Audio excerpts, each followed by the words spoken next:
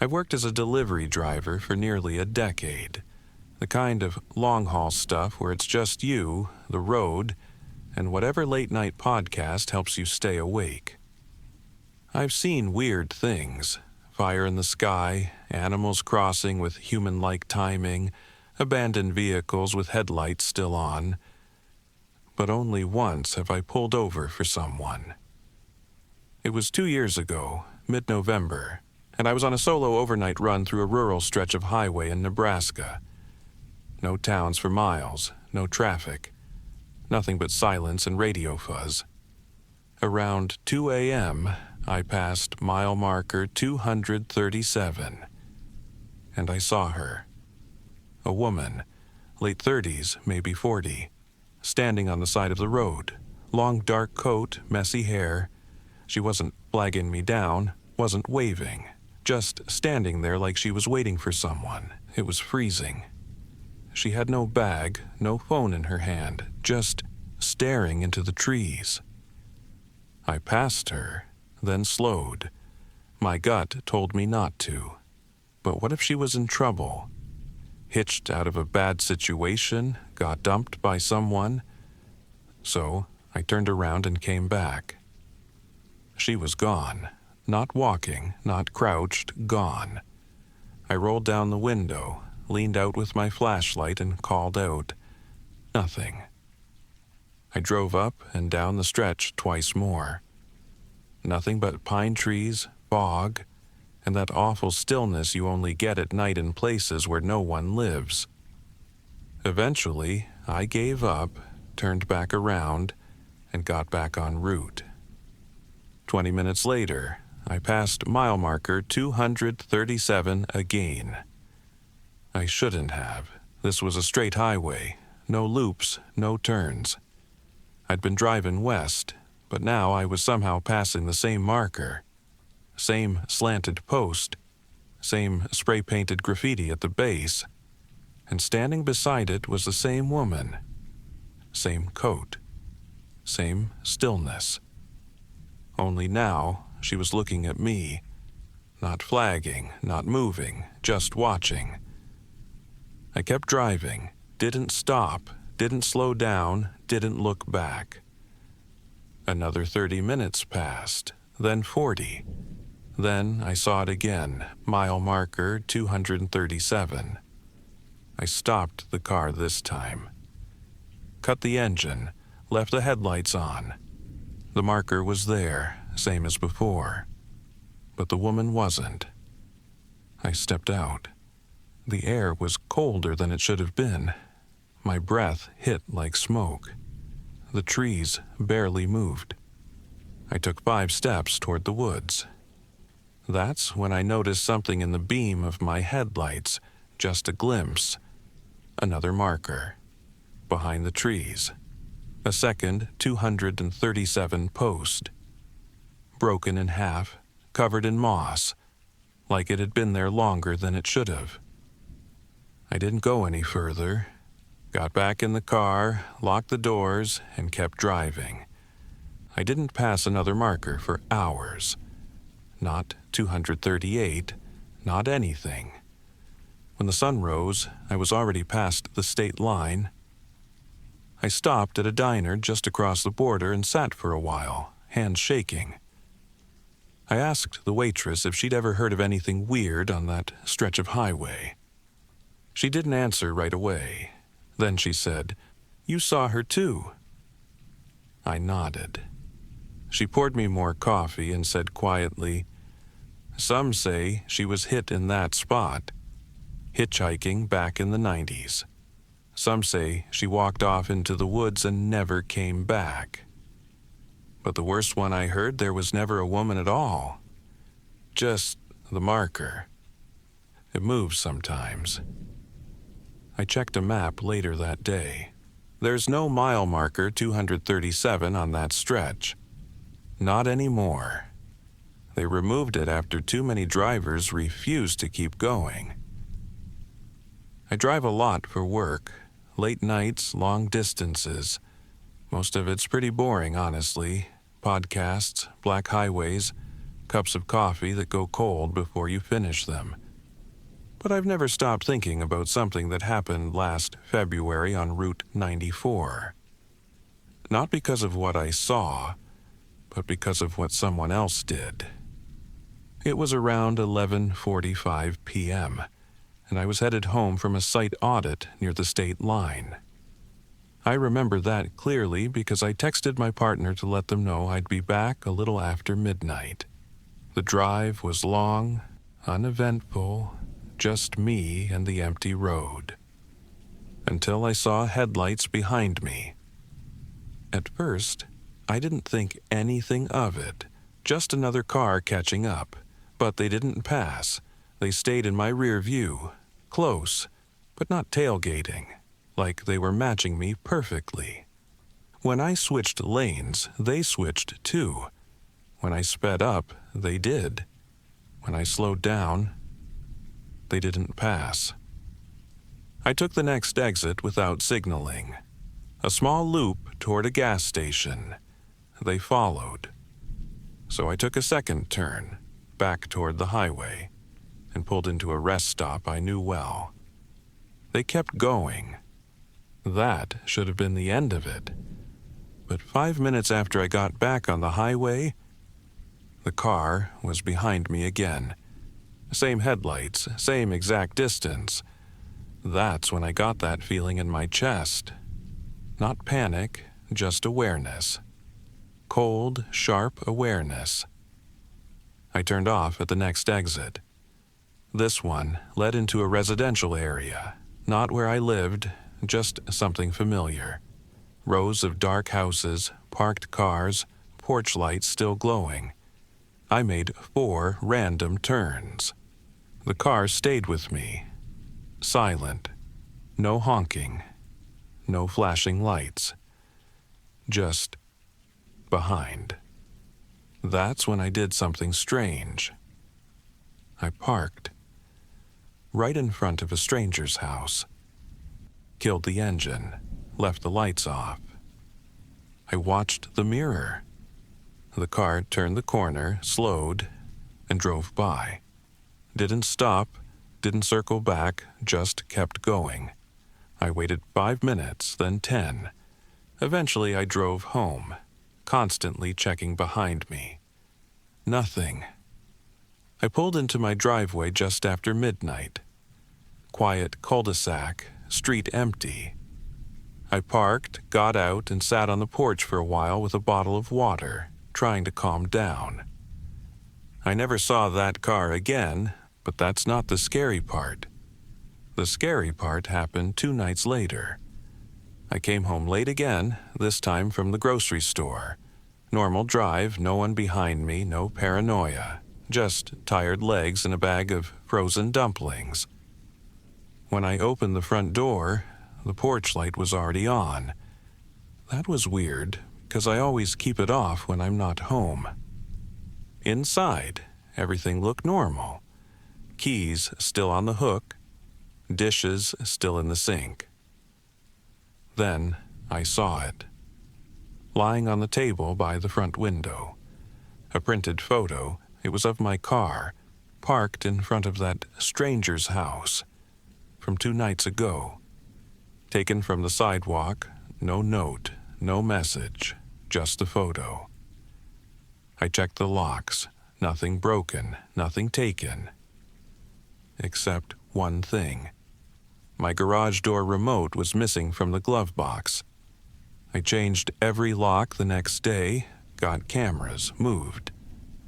But I still wonder, was that photo a threat or a warning? I'm a night courier. I deliver legal documents across counties, usually when no one wants to be on the road. Some of my routes go through remote stretches, farmland, pine woods, gas stations that close before 10. You get used to the silence, the road, the soft rattle of something in the glove box, but sometimes the silence feels heavier than it should. This happened just outside of Polk County last year, and it still plays in my head when I'm driving alone. It was almost 2 a.m., and I had one last drop before heading home. I was coasting down a 2-lane state road. No lights, no traffic, just a tunnel of pine trees around me. The heater was on, low. I had a podcast playing through the Bluetooth speaker on the passenger seat. And then, right as the road curved, I heard breathing. Software human. Not from the speaker, not mine. It came from the back seat. I froze. You can't not freeze when you hear something like that. My hands stayed on the wheel, but I didn't dare look. It was steady. Inhale, exhale. Like someone sitting behind me, calm, watching. I turned the podcast off. The sound was still there. Faint, but real. I glanced in the rearview mirror. There was nothing there, but I didn't trust it. Not the mirror, not the darkness. I pulled over at a gravel turnout, left the engine running, sat for a moment, still listening, still breathing, still behind me. I opened the door slowly, got out, clicked the flashlight on my phone and opened the back door fast, like I could catch someone off guard. Empty, floor clean, seats empty, no one. But here's the part that made my chest go cold. The seatbelt on the rear left was buckled. I hadn't had passengers in weeks. No one had sat there. It wasn't buckled the last time I loaded the car. I was sure of it. I unbuckled it, slammed the door, got back in and drove the rest of the way with every light on inside. Next morning, I checked the dash cam. It records the interior too, just a grainy fisheye view. I scrolled through the footage. The podcast ends. I hear my breath. Then, another breath. Softer, syncopated. Definitely not mine, but no movement. Then, just before I pull over, there's a frame, just one, where the rear seat belt is lifting up slightly, tightening, like it's catching someone's weight. No one ever tampered with the car. No evidence of break-in. The dash cam file corrupted right after that frame. The rest is blank. I kept driving the same route for months afterward. But now, every time I get in, the first thing I check is the rear left seat belt. Because sometimes, I swear, it's buckled again. I used to work in hospice transportation, the late-night kind, after long-term patients passed. We weren't ambulance or hearse drivers. We were just the quiet in-between. Respectful, professional, invisible. The routes were long. We'd pick up in the middle of the night, drive hours back to the facility, no fanfare, no lights, just a black van and the ticking of the odometer in the dark. I got used to the silence, but I never got used to what happened last fall. It was a Tuesday. My dispatcher asked if I could cover a run someone had called out from about 120 miles out. Small town, rural route. Just one return trip. Nothing complicated. The drive out was uneventful. I remember the air being especially cold and the hills feeling like they dropped too quickly into nothing. I arrived at 1:37 a.m., signed the forms, assisted the staff, loaded the body into the rear of the van. Then I started the drive back. That's when I noticed something strange. The interior cabin light, the small dome light in the ceiling above the front seats, was still on. That light always shuts off when the doors are closed. Always. And I was sure I'd closed everything. I double-checked the rear, slammed the side doors, checked every latch, still on. just a soft, pale glow above my head. It didn't flicker, didn't buzz, just sat there, warm, present, like someone had turned it on for a reason. I flipped the switch manually. Nothing. It stayed on. Even tried pulling the fuse. Still on. After a few miles, I gave up, figured it was a wiring issue. I'd have the shop look at it in the morning. But about an hour into the drive, I started feeling uncomfortable. Not scared, just watched. It wasn't paranoia, not like that. I just kept glancing at the rearview mirror, expecting to see something in the back. And every time I checked, it was just the empty rear cabin, stainless steel stretcher, straps buckled. But the light was still on. And that made the shadows in the rear move almost. Shift slightly as the van turned. 10 miles out from the city, I hit a red light and decided to call my dispatcher just for conversation. I told him about the light. He laughed and said, "Those old vans are like that. Freak you out a bit, huh?" Then he paused and asked, "Hey, are you in van 12?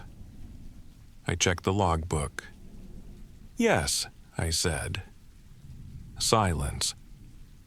"We pulled that one off the rotation last week." I asked why. He said, "The driver before you reported a failure with the rear lock system. Claimed the body shifted during transport. But here's the weird part. He swore up and down the dome light turned on by itself halfway through the drive." I didn't respond. Just sat at the red light gripping the wheel. Then I asked something without thinking. "Was the lock broken?" He replied, "Number we checked it, worked fine." But he was so shaken up, we reassigned him. I kept driving. I didn't look in the mirror again, not once. When I pulled into the facility, I went straight to the rear doors. Still sealed, still locked, but the interior straps were undone. And one was swaying, just a little, like it had just been let go. The tech met me outside. I didn't say anything. Neither did he. He opened the doors, pulled the gurney out. I looked inside the van one more time before shutting it. The dome light flickered once, then finally went dark. I told no one, not the supervisor, not the guy who checked the van the next morning. But I still think about that light, because electrical failures don't loosen straps, and whatever was back there, I think it wanted me to see it leave. 3 years ago, I worked nights delivering auto parts between regional warehouses. Nothing exciting, just long, quiet drives between 10 p.m. and 5 a.m. No traffic, no conversation, just the sound of tires and road. I liked it. No customers, no small talk, just me and the open highway. And that night started no different. I was driving the usual route, Highway 39 southbound, through a long stretch of flat farmland and industrial ghost towns. At around 1:15 a.m., I reached a way station. Closed. I passed it, like always, and made a mental note I was about 35 minutes from the next gas stop. That's when I saw the rest area sign. 1 mile, Southview Rest Area. That made me pause, because I'd never seen that name before, and I'd been doing this route for 6 months. Still, I figured it was new, or maybe I'd just never needed it before, so I pulled off. The rest stop was small. 2 vending machines, 1 bathroom. A faded map on a board with the words, "You are here," but no highways marked. No Wi-Fi, no cell service. 1 other car sat parked, A dull silver Corolla. Lights off, windows dark. I didn't think much of it. I stretched my legs, got back in the van, pulled back onto the highway. Maybe 10 minutes later, I glanced in the rearview mirror and nearly swerved into the shoulder. There was a man in my passenger seat, mid-30s, pale, wearing a work jacket, greasy baseball cap, eyes straight ahead like he'd been there the whole time. I slammed the brakes, pulled onto the side, heart hammering. He didn't say anything, didn't move. I shouted, "Who the hell are you?" Still nothing. Then, softly, calmly, he said, "You picked me up at Southview, said you'd give me a lift. Number? Absolutely not. I would remember that. I always drive alone," I told him to get out. No anger, just cold, sudden fear. He didn't argue. He opened the door, stepped out, and shut it gently behind him. No threats, no begging. Just walked off into the dark. I turned back onto the road and kept driving. Didn't look back, didn't even breathe until I hit the gas station. There, I called dispatch and said I was going to be late. Went inside, got coffee, tried to act normal. But when I walked back to the van, the passenger door was open. Not wide, just cracked. And sitting on the seat was a driver's logbook. Old, weathered, not mine. I opened it. First page. Southview pickup, 1:23 a.m. Destination, mile 239. I was already shaking. I had no idea what mile 239 even meant. There was no such exit on my route. I shut the door, drove straight to the warehouse, didn't look at the logbook again, dropped off the keys, went home. Didn't say a word. I couldn't prove anything. I couldn't even explain what had happened. But here's where it gets worse. 2 days later, dispatch called me, told me to swap vans. Mine was being reassigned to a new hire. They handed me keys to a different vehicle. Same make, same model. And taped to the glove box was a maintenance checklist. At the top was a sticky note. Don't forget to reset the mirror. The last guy said he kept seeing someone in the passenger seat. I went cold. Asked the mechanic what he meant. He said, happens sometimes. These guys do night routes long enough, they start seeing things in the mirrors, especially that stretch near Southview. Funny part is, Southview closed down back in 2008, never reopened. I asked, closed down? I stopped there 3 nights ago. He gave me a look. Number, you didn't. He pulled up a satellite image. Nothing there, just grass and highway. I asked if anyone else reported something similar. He said one driver did, years ago, before he quit. I asked his name. He said, I don't remember, but I've still got his old logbook in the lost and found. He left it behind. You already know what was written inside the front cover. Southview pickup, 1:23 a.m.